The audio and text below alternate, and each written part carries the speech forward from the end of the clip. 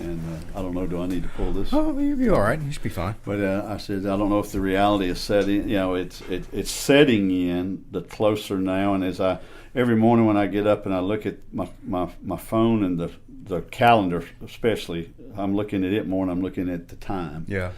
And it's like, okay, one day closer, one day closer, one day closer, one day closer. And it does. It kind of the reality's is kind of setting in now.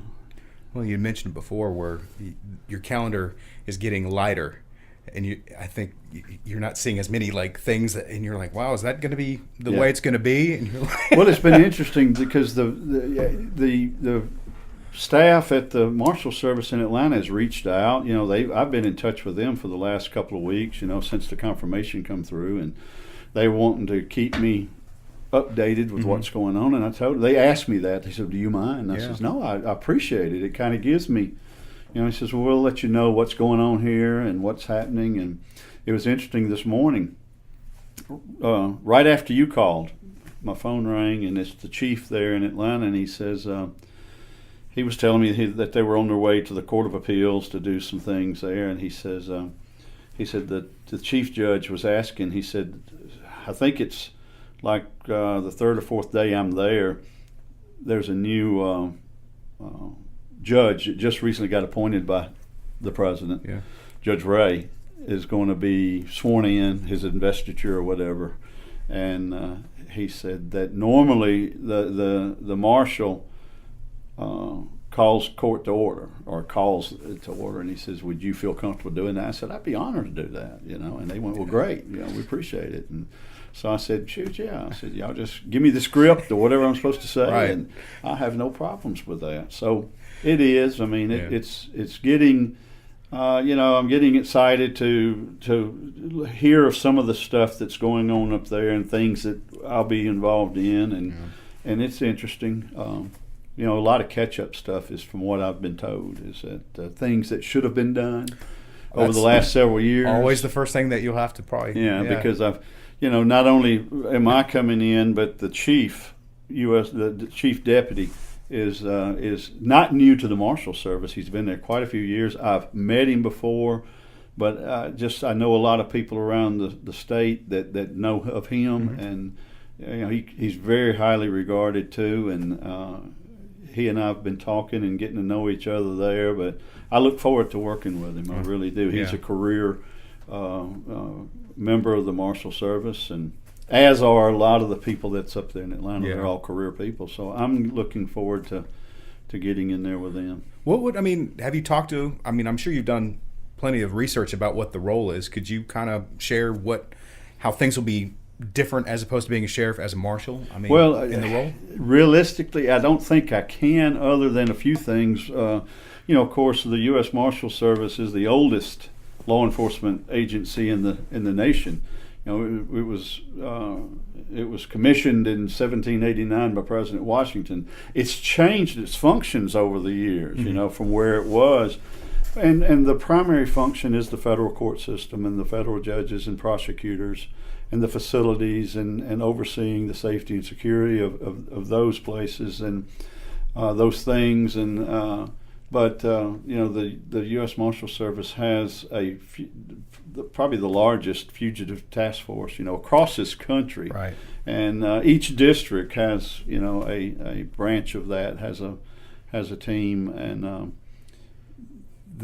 I know the one in Atlanta and the northern Georgia district is just very well known and very good. And a lot of times when you are watching the evening news or whatever, you hear this most wanted person was arrested by the U.S. Marshals. The U.S. Marshals arrested so and so. So I look forward to working with those guys. And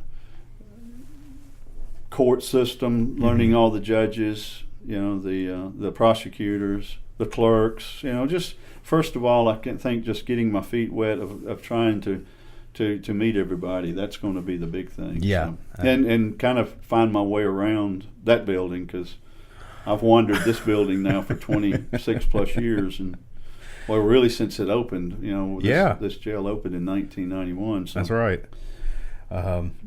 Speaking of that, what are you thinking about in terms of an election with 5 candidates in the field. I mean, have you seen something like that before, where you've got 5? Oh yeah, going? I mean, I've seen that across the state. Yeah, even when a sheriff wouldn't leave an office, generally when one retires, you can see several. I mean, I've seen anywhere from 8, 10 or more candidates that's run.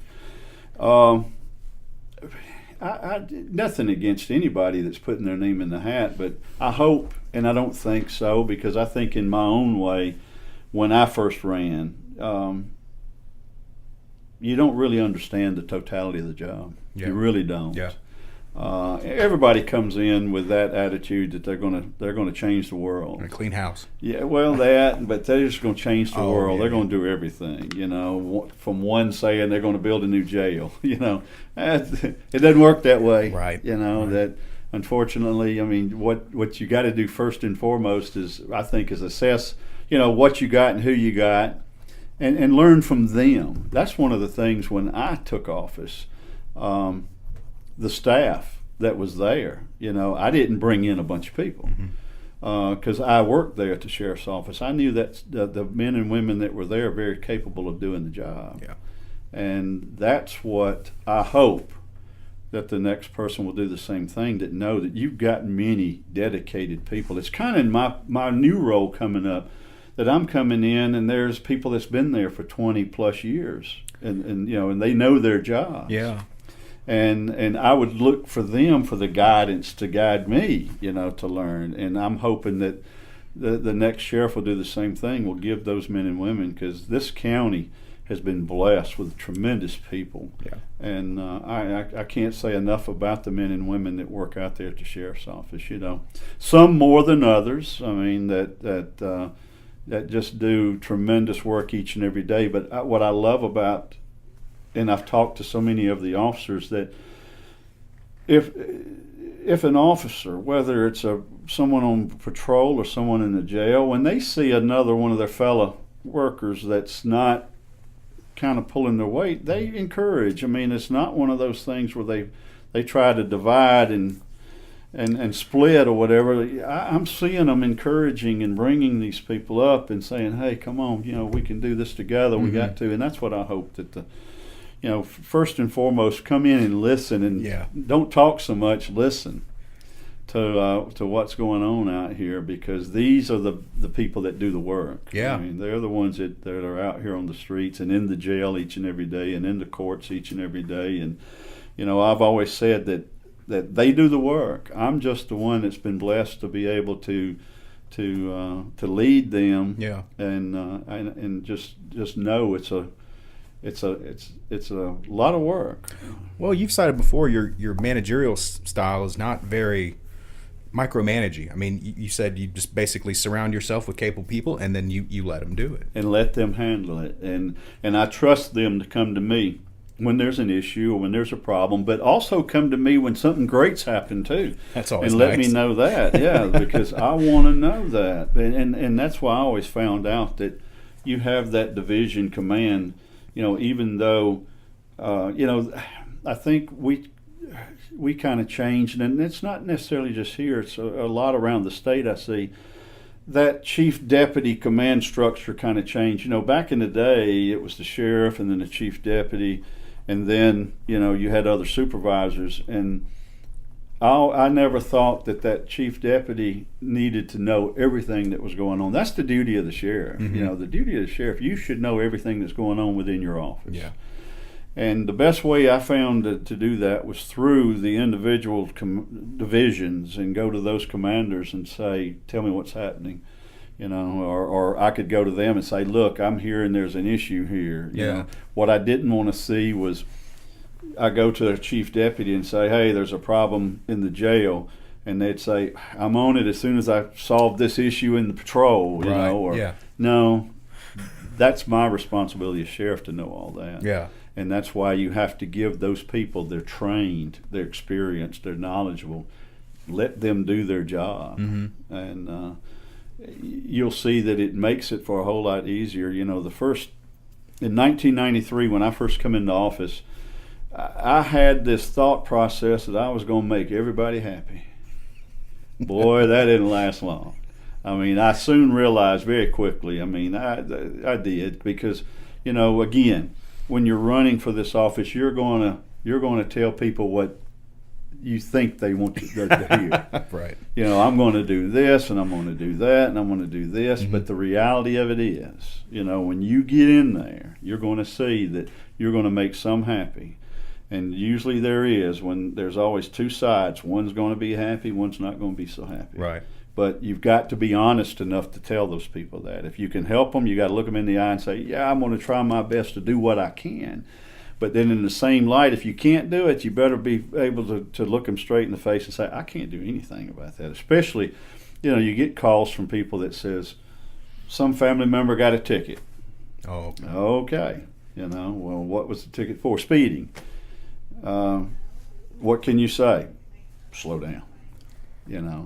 The days of ticket fixing, that's in the past. With the way that technology has went and the computer systems and everything's generated. Yeah, sure. And a lot of times citations go straight to the court. And I tell people now, my best advice is you could go talk to the prosecutor, you could go talk to the judge. But as far as that, out of your hands at this point. That I can just tell you to tell your loved ones don't violate the law or whatever. I mean, you've got to be able to look at them and tell them that.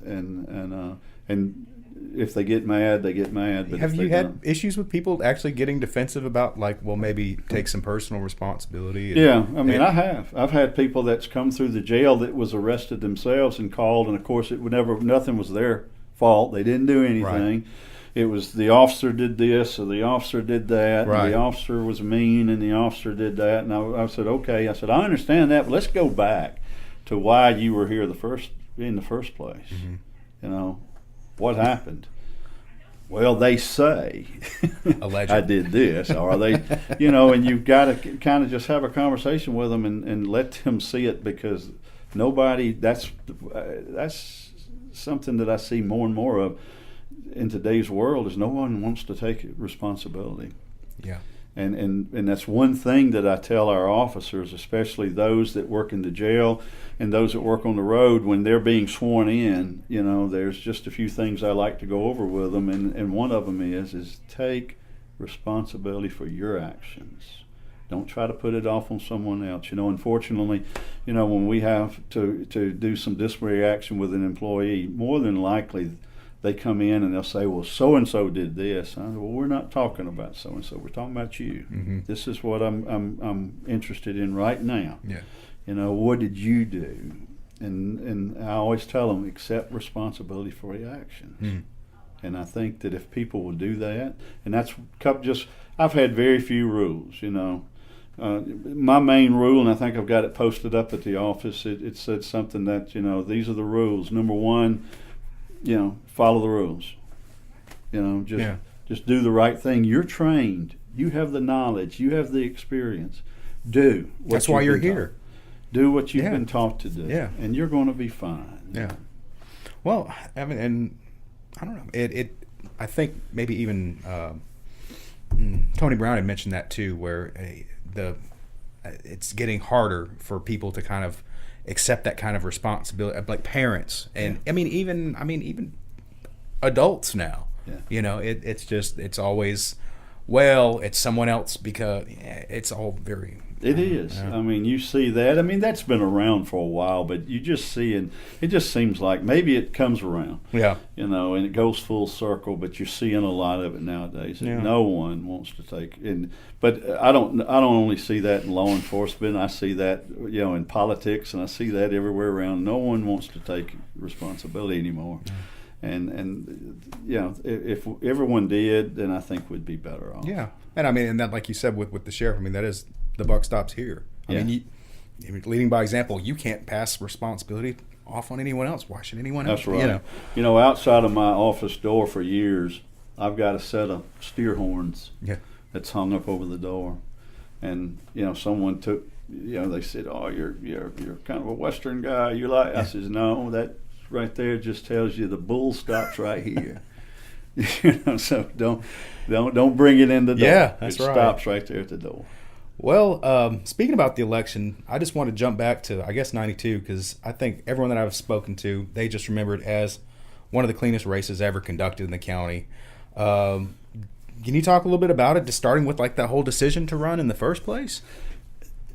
You know, Clay, it's one of the things, and I think I've said that before, is that I never intended to be a sheriff of Coweta County. I mean, you know, back in the day, my goal was to be I wanted to teach and I wanted to coach. Mm-hmm. And, you know, again, when I soon saw that wasn't going to be in the future, and I got into law enforcement and got that start with the city and with Chief Helton. And, mm-hmm. you know, that was something that was very interesting to me was mm-hmm. law enforcement, and I got into it. I never regretted it, but I always said if I wanted to get into law enforcement, you know, I want to do whatever I needed to do mm-hmm. to just make myself better with it. You know, I worked hard, and you know, if I could take a class that would teach me something new, and I was always interested in it. Yeah. I just didn't want to go with status quo. You know. Mm-hmm.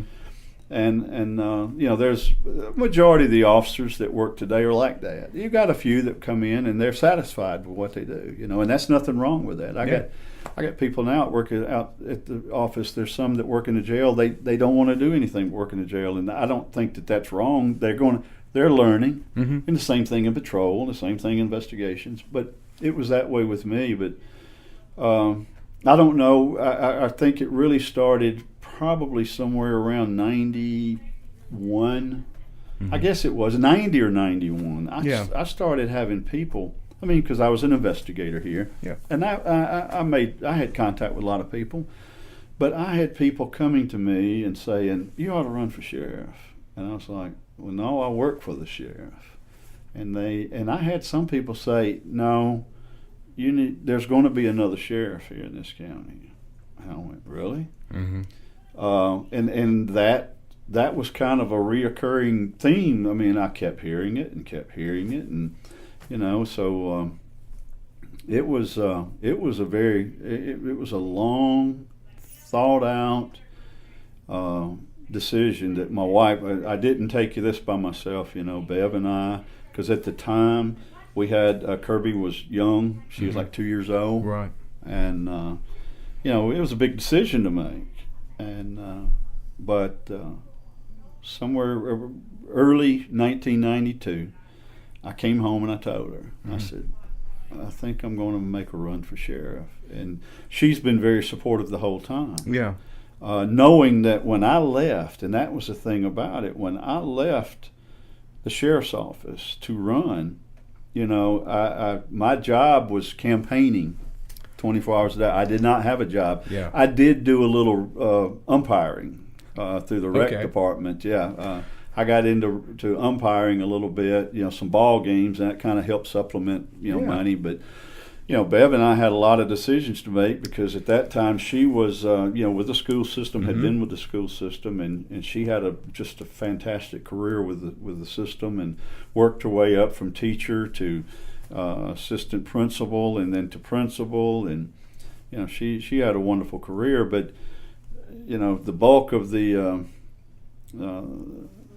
everything, you know, fell on her when I was not working for 9 months. Yeah. And I did when I left the sheriff's office, when I resigned, and I went in, and I've always been told, you know, that, and I always feel this way, that if you're going to work for an individual, you need to support that individual.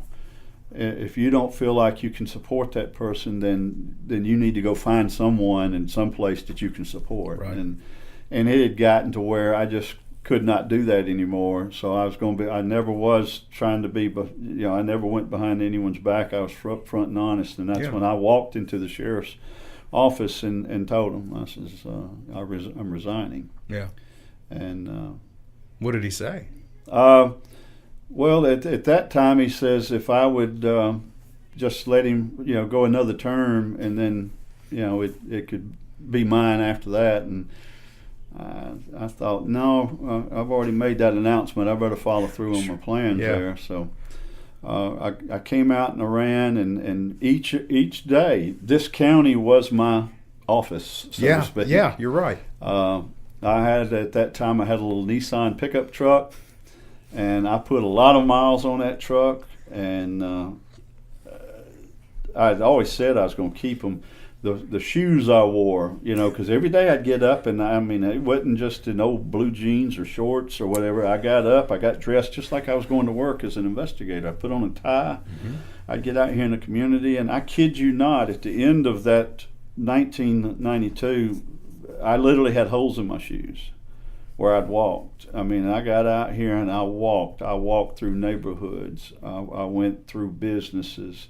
I got out each and every day. And it's funny, the other day, as I'm cleaning out my office, I found a 1992 calendar, mm-hmm. and it showed, everything that I attended or what I did, throughout this campaign. Yeah. It was interesting because I hadn't seen this thing in a while, and I'd almost forgot about it, but it did. And it was something almost every day. Well, you've quit your job. I guess it was probably around April, I guess. You resigned. I resigned in March. March, okay. And the primary wasn't until, I think, July. So that whole time, you never campaigned for anything in the past, right? No, I had never ran for. I didn't even run for student government when I was in school. I had never run for anything. So you're learning this all on the fly. How do you even begin to start? Well, that's kind of strange too, because I think, and I'm not saying this just as a cliche or whatever. I just turned it over to God. And Bev and I just, we did. After a lot of praying and soul searching, and and I learned. And back then, you didn't have the computer and you Google, but I just picked it up and I learned. But my main thing was just to reach out to people. I've always said that just to reach out and talk to every person that I come in contact with, let them know who I was. But prior to that, like I was telling you, I had a lot of people that were telling me you ought to run for sheriff. And so I kind of went back to some of those people, and a lot of those people contacted me. Now, it was interesting. When I ran as a Republican, always have. And when I did run, I didn't get a lot of support, hardly any support from the Republican Party. Initially, right? Initially, because their thing was, well, we backed the current sheriff. And I said, well, I fully understand that. And I'll never forget, I went into a local bank right when I first resigned, and to open an election checking account. Yeah. And I remember going into the president of that bank's office and just, and I knew of him and he knew me, and went in and just says, I just want you to know I'm running for sheriff. And I said, if you could, and I would appreciate any support. And he told me that day, he says, well, the current sheriff has never done anything against me, or so he says, I feel like that I need to support him. And I said, well, I understand that completely, but I said, I only ask this. I says, when I win the primary, will you support me? And I'll never forget, he cracked a smile. He says, you got it. You got it. And I went around businesses here in town and just to talk to people, and several of them, around the town. Yeah. They several of them came right in and said, yeah, we'll support you. And it just kind of built from there. Yeah. And it was a long process, but very rewarding, come election day. Sure. So where are you just going to speak at places? Coweta is a big area, and you've got a pretty finite amount of time before the primary. Yeah. What was your strategy? Like you said, just get out and just meet as many people as possible? Well, it was getting out into the neighborhoods. We didn't have near as many subdivisions, I can tell you then, but it was getting out into those neighborhoods and making contacts with those people that are in those groups, those civic organizations, churches, other groups or whatever, to give me a chance to run. One of the first things I did after I left the sheriff's office is I came here to the Times-Herald, and I remember sitting down with Winston Skinner and announcing that my intentions to run and what my platform would be at that time. And so a nice article was written, and after that article, that phone started ringing. And people started, so that started building, and it was. I can honestly say it was a grassroots effort, because people started pulling. It just wasn't the more well-known people of the community or the wealthy people of the community. It was a good mixture of all. Yeah. It was a good mixture of everybody, and I got help from, I'll never forget, so many wonderful friends in Moreland. They put together a spaghetti supper. And I can remember that. I can remember that night. I come in there and that pot. I said, "Oh my goodness! I mean, we got enough food to feed an army. Oh Lord, you know what?" But the people came. Yeah. And that's what was so amazing. The people came, and it was so humbling to have them and the support. How it started growing, and then Mike Smith, who I got to know, he opened him and Seal opened the Redneck. You know, as it started as a gift shop, and then he started a counter and a deli kind of like, and small counter, and then it grew. And I'll never forget, I went in there as I was walking around the square talking to business people, and I'd never met Mike, and I went in and introduced myself, and I sat there, and I ended up sitting in there for 2 or more hours, and we just talked. And you know, as I was leaving, I'd say, "Well, I'll talk to you soon." And as I was about to go out the door, he said something. He said, "Hey," he says, "I'll support you if you'll do one thing for me." And I was like, "Oh God, here it comes." You know, I thought, you know, well, I knew at the time, you know, he and Seal, you know, their kids, Casey and Chad, they were all young, and I was like, "Oh gosh, you know, get them out of the ticket," or you know, that's what my thought was. And this is what he told me, and I've always remembered it. He said, "All I'm going to ask you is, come eat with me every once in a while. Just come in here and have, you know, eat." And I said, "You got it." And that's one of the reasons why I've been to the Redneck since then, at least on a weekly basis. Almost every Friday. Yeah, well, just about every Friday, but there's other days during the week that I go in for lunch, or Bev and I'll go in for supper. Yeah. We'll go, and I've always remember that. And that's the truth. He never asked me for anything else, you know, and that's the type of thing that, you know, I really never had anyone that come up and says, "Oh, well, do this for me or do that for me." Because I hope that I kind of laid it out. Look, I'm going to do what I can, and as long as it's, you know, by the law, by the books, you know, I'm going to be that type of person. Yeah. But that year, you know, it started to roll, and Mike and them we did a hot dog fundraiser. You know, one night he served up hot dogs, chili, all the fixings and all that, and I'll never forget that night. I think we fed somewhere like 500 or so people, and as it was winding down, I walked out back. We did this at the Moreland Mill, and I like to do a lot of our fundraising stuff there in Moreland because that's where Bev and I are living, and you know, she was the principal there at Moreland for years, and it was so funny. I come out the back. Mike was sitting there, out back, and he had some of his cooking stuff and all back there, and he had a styrofoam bowl, little small styrofoam bowl, and he kind of held it up and he said, "Well, this is all that's left, boss, if you want it." It was a little bit of chili. And I said, "Really?" He said, "Everything." He said, "Hot dogs, buns, chips." He said, "That's all the chili that's left, and I scraped up in the pot." And he says, I said, "Well, that's calling it down to the wire." And he said, "That was perfect," you know. And wow, it was just so humbling to the people that come out. It kind of reminds you of that old movie, the baseball movie. You know, if you build it, they will come. You know, if you have it. And I'll never forget. This wasn't just back then. This was through the years. We would every election year, Bev and the kids and I would always do a thank you. You know, that was our kickoff for a new campaign. Yeah, we'd do a thank you supper down at the meal, and it was just everybody was invited.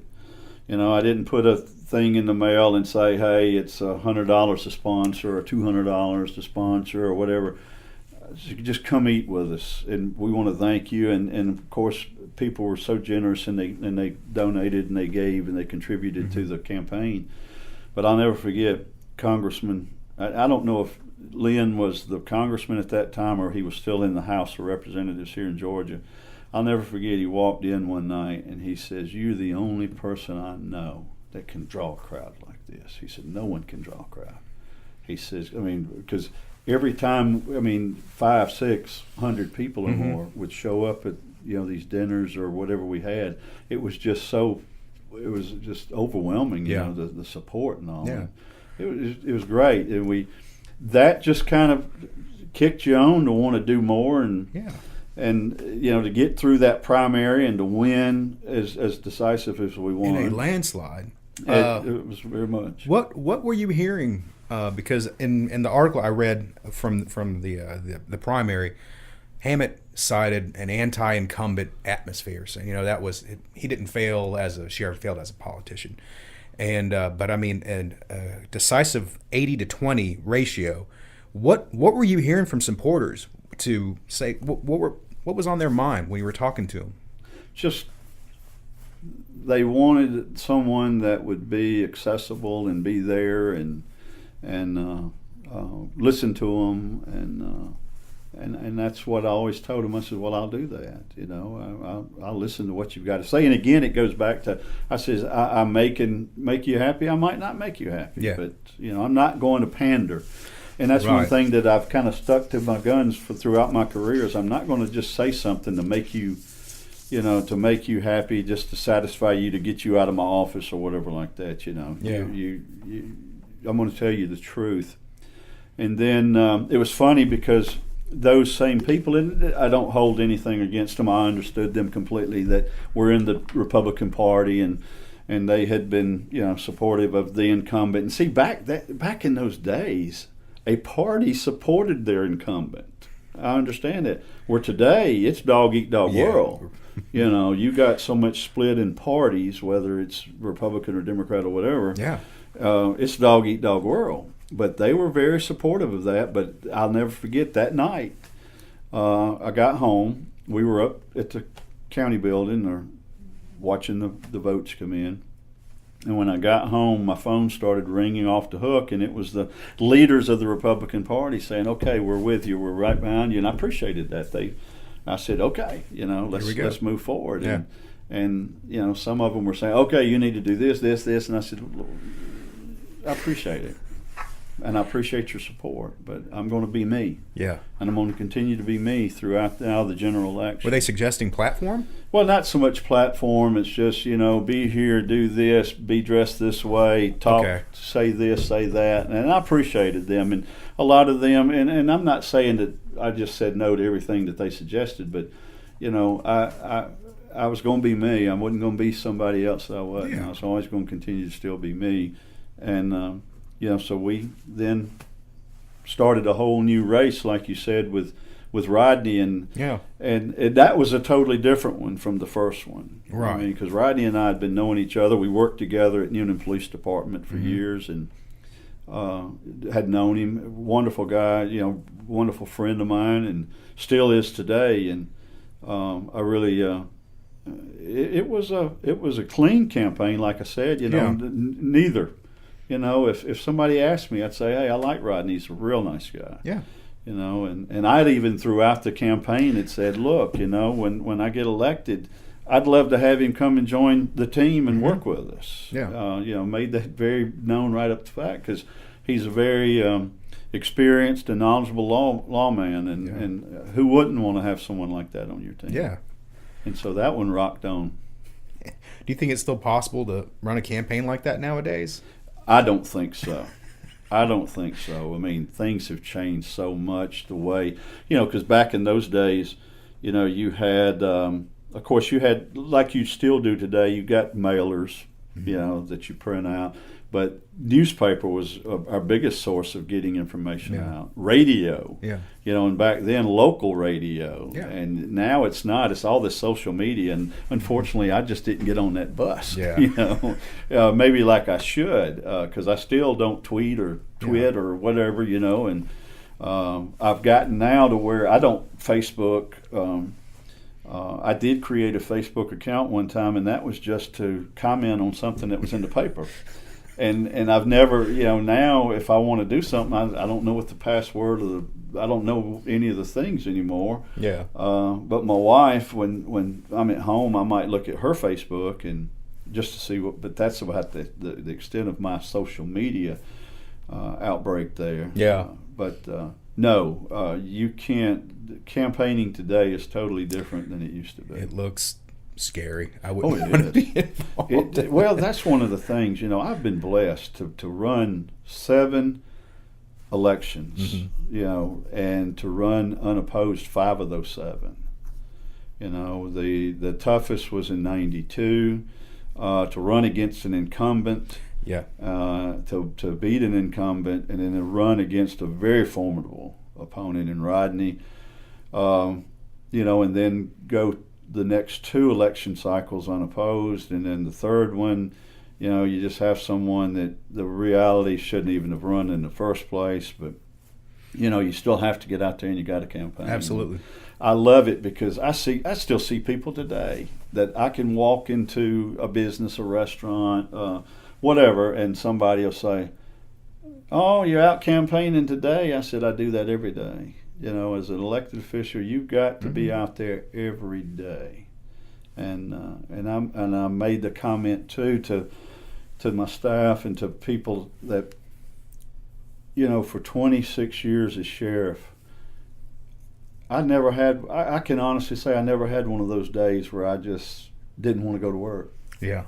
I mean, it's every morning comes, I get dressed, I'm ready to go to work.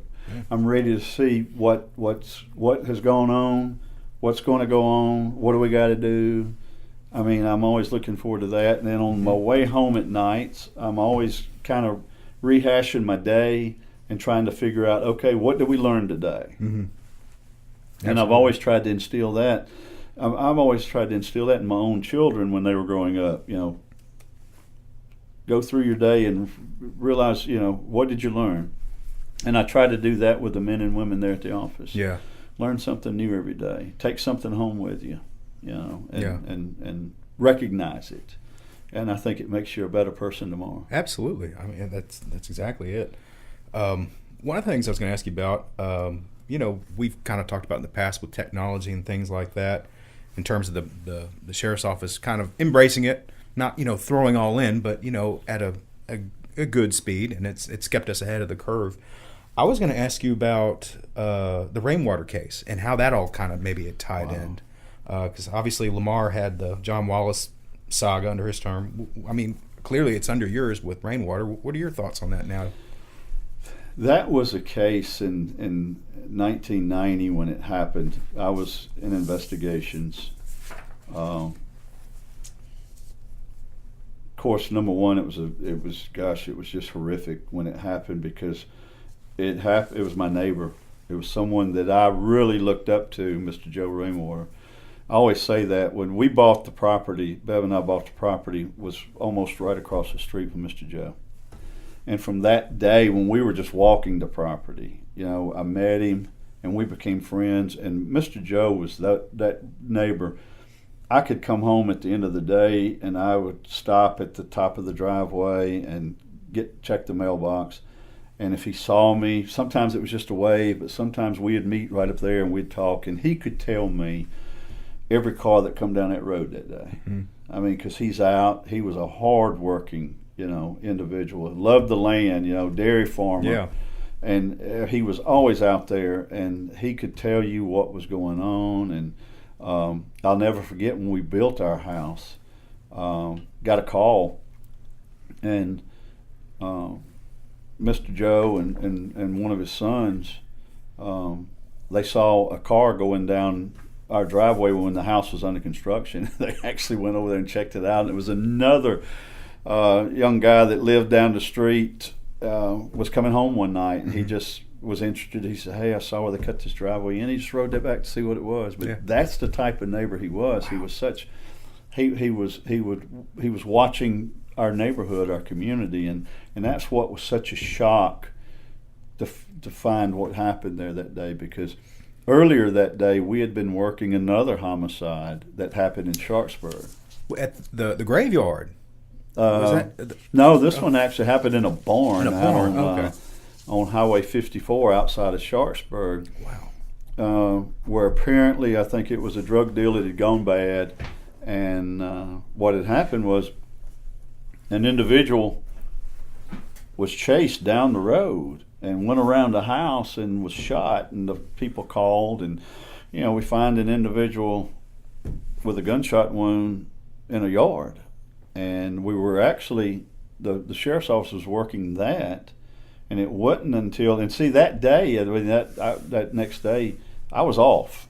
I had taken my daughter to daycare, and I had just ridden by the office because I was here in town, and they were telling me, oh yeah, we had this shooting last night, and Investigator Thompson was on it, and some others, and they were out. And so I went home and changed clothes and got in my county vehicle, and I rode out there.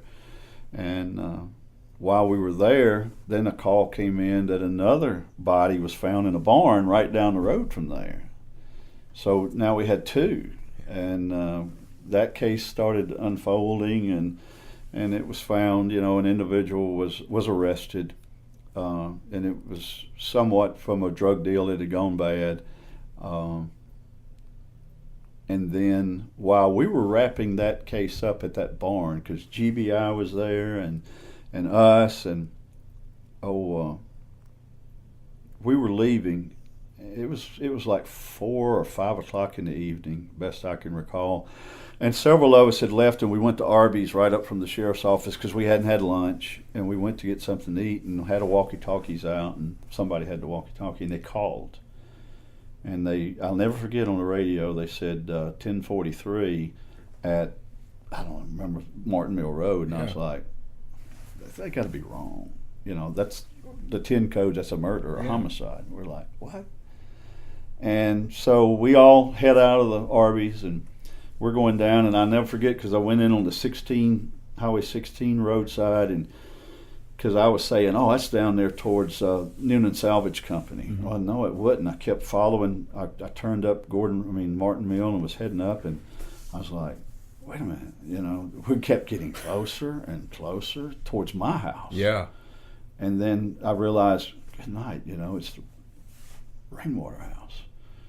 And we pull in there, and I still see that today, Mr. Joe and his son George laying there.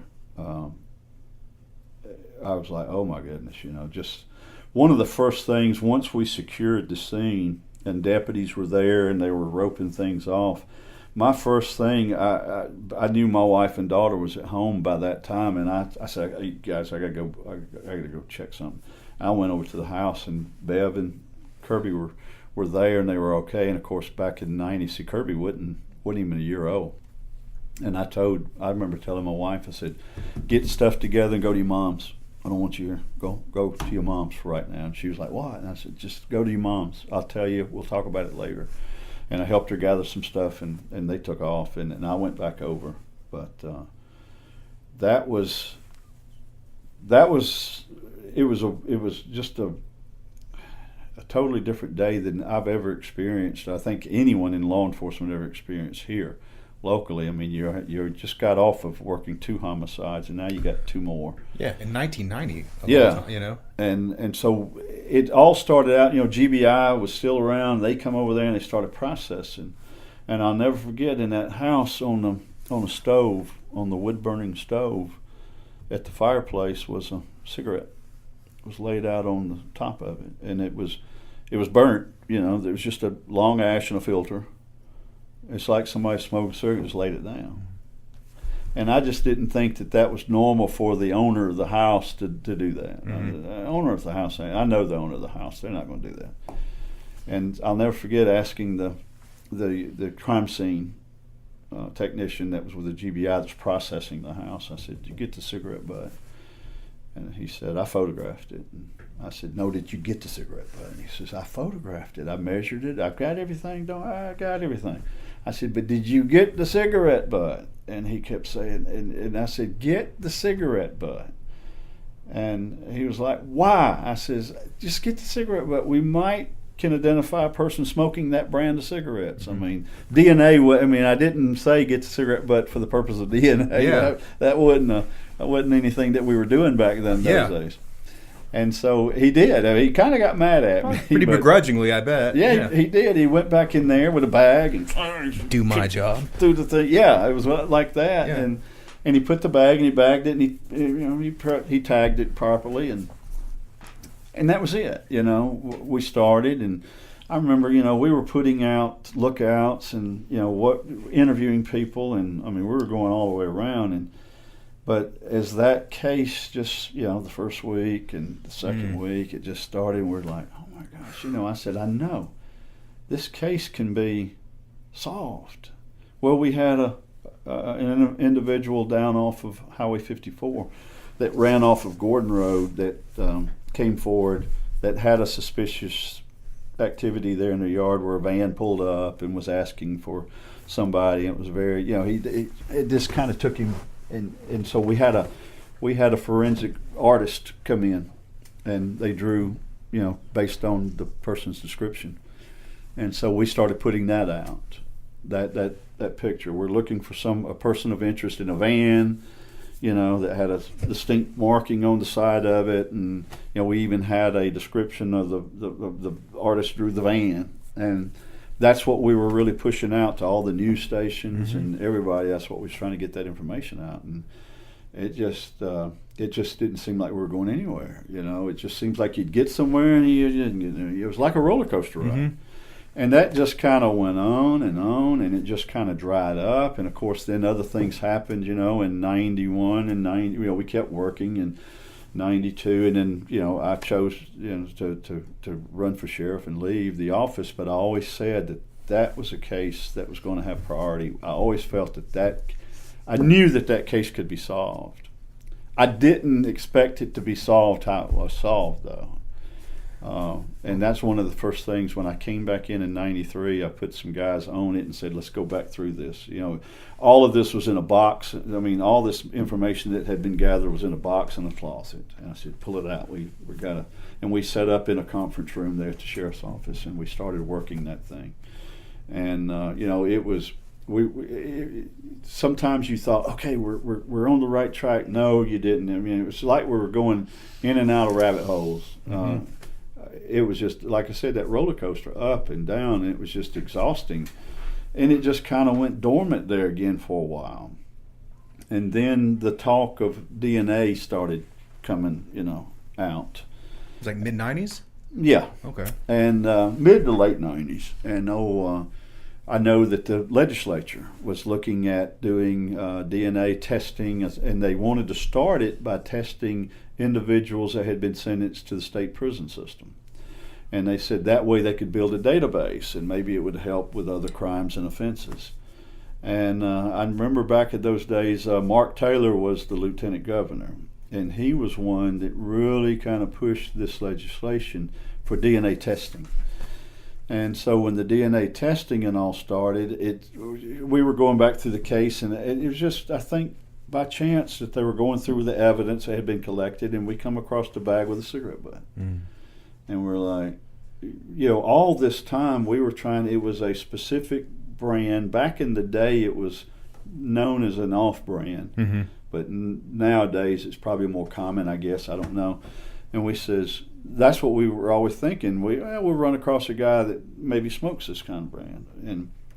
But when they started talking about this DNA, I'll never forget, we asked the crime lab, says, could you take the cigarette butt and test it? And they said, DNA testing was new to the state crime lab, and they're like, yeah, we'll take anything, And so they took it, and it seemed like it was months or longer. And nothing, nothing and nothing and nothing. And then, I mean, it was, again, one of those times that it was kind of sitting there, and we got a call, and the crime lab says, we've extracted DNA from a cigarette butt that had been sitting there in a bag for years. Yeah. And we're like, whoa. And they kind of explained, well, this is what you're looking for, so to speak. And we says, well, who are we looking for? And they said, you got to get out and find it. And so we started again. And back in those days, we just started, people we were interviewing, we started doing search warrants for their blood. Anything to try to match to what we found. And we were coming up empty-handed, and we started going down a trail where some of the stuff that was taken out of that house that day, there were some guns that were taken. There was one gun in particular that had been located, and we started backtracking that. And see, a lot of the times during that, there was thoughts that this was tied into that other homicide that we worked, that it was a mistaken identity. Yeah. And we were like, some people thought that. Some in that current administration at that time thought that. I never did. I'll never forget, we went to the GBI headquarters, and there was 2 guys that worked there, and they did what they called criminal profiling. And we went and sat down with them. Ingram and Woodard. Bob Ingram. Bob actually retired from the GBI, and he is now the chief deputy in the White County Sheriff's Office for Sheriff Neil Walden. And we went to them, and we presented what we had. And they did a background on what information we gave them. And I'll never forget the report they gave us. After a while, it was a report that said that this was a burglary.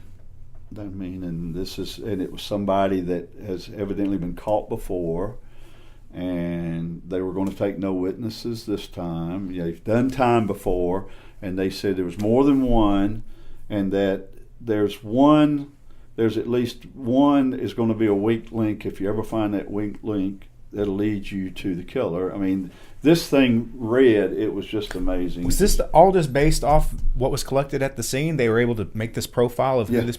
Wow. And now, since all this it was true to form. I mean, what they said, because in that investigation, we located that weak link. We found, that there was 3 possible suspects, and we went to the lesser of the 3, the one that had kind of dropped off the face of the earth after it happened. And see, I think in their profiling, they said that one has completely changed and has kind of left the scene, so to speak, and that one did. That Russell Brown, he left the scene. As we, I'm getting ahead of myself because they did the DNA, and that's when then the legislature passed the DNA testing. So they started building this DNA database with the Department of Corrections. Yeah, how long would something like that take? Oh, it took a while, because when they first started it, what would happen, months passed, and we went back and says, hey, can you take the cigarette butt and compare it to what you have on the database? Yeah. Nothing. Months again passed. Nothing. I think, we asked them 2 or 3 times. Go back. And it finally, I guess the database caught up. And we got a hit. And these were all people that were presently incarcerated? Yes. Okay. The one that the DNA was presently incarcerated in the system. Okay. And we were like, wow. So we started doing and I'll never forget, because Pete Scandalakis was district attorney, and Pete come to my office, and we sat down with GBI, because they said, we want you all together. And that's when they said, we've got a suspect. And I said, no. That was kind of surreal. After how many years? That was already after probably 12 years. Wow. Probably 12 years. And they said, we've got a suspect. And GBI had already pulled the files, and come to find out that these 3 guys, the 2 brothers and the other one, had been arrested a week after the Rainwater case. They were arrested in Spalding County doing a burglary. And I don't know how that got dropped through the cracks, because it was actually a game warden over there that spotted this van leaving a house, I believe it was. And, so Spalding basically was working on their burglary, but this DNR ranger, he was a DNR ranger, and he eventually became a sheriff. And he said that he remembered seeing from the TV, and he reached out, but it never got, I don't recall it ever coming to us. I don't know who he reached out to, but we might have got something going a whole lot quicker back in the day, but things started falling kind of into line, and we're like, whoa, it's happening. So out of the three, two of the guys were in prison, and the third, Mr. Brown, he dropped off the face of the earth. So we started kind of doing backgrounds on him. We located him. Never had as much as a speeding ticket or nothing since that day. Kind of cleaned up his life, and apparently was married and had a job. And one of our investigators and a GBI agent went to his place of business. He worked at a tire store, I believe it was, over in another county, and they went in and they told the boss there. They said who we are, and this is what we need to talk to your employee here. And he cooperated. He said, sure, I'll get him for you. And he came into the office area wherever they were going to conduct this interview, and they introduced themselves to him, and he just dropped his head. And he told them, I knew this day would come. And they just knew right then, okay, we're onto something right here. And so they started talking, and I think at some point in time he wanted to talk to a lawyer, but that was all set up, and he came in and he told the story. He told the story about how they were here. They were on drugs, and they got up every morning and they went out and they did burglaries. They were from the Atlanta area originally, but they come down and they did burglaries, and they were here in Newnan. And he talked about how they went to that house and knocked on the door, and a guy answered, and that's the one that drew the artist, rendition of the person and all. He talked about that. And then, how did you pick this place? Well, it was off the road. It was, and they went to it, and then Mr. Rainwater and his son pulled up in the driveway, and they were about to leave. And from what we were told, it was actually kind of a standoff. They had a gun. The Rainwaters had a gun. It was kind of a standoff, and they finally somehow got the gun away from the Rainwaters, led them back in the house and shot them. And then, left the scene. Yeah. And this guy said, they were still back together again, the next week doing the burglary in Spalding County. Yeah. And they got arrested, and he said finally he kind of got separated from those two, and he tried to stay away and drop out of sight and clean up his life. And again, it just kind of followed the profile that had been written out. It was uncanny. It was just unreal. It was something like out of a movie. But, all that come to play, and we took it to trial. And well, how'd you find the other two? They were in the prison system. Oh, they were. Oh, that's right. Well, we knew the one, Michael Denny, because he was identified. He was the DNA. And his brother, Ricky, they pulled the file from Spalding County, and we knew that Ricky, Michael, and Russell Brown were the three that were arrested in Griffin.